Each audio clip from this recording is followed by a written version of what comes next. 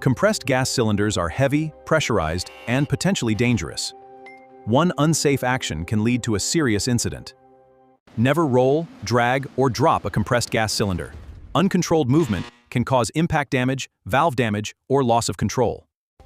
An unsecured cylinder can shift or fall during movement. Always secure the cylinder to the trolley before transporting it.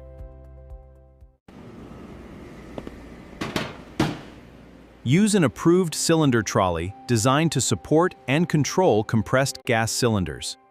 Keep the cylinder upright. Position the trolley correctly. Support the cylinder. And use controlled movement. Move at walking speed, keep the route clear, and maintain full control of the trolley at all times. Secure the cylinder upright near a fixed wall support. Lock one tight chain strap at chest level and a second chain strap near knee level and free from slack. Do inspect, secure, and transport safely. Don't roll, drag, drop, or leave cylinders unsecured. Follow EHS Vision for more safety videos.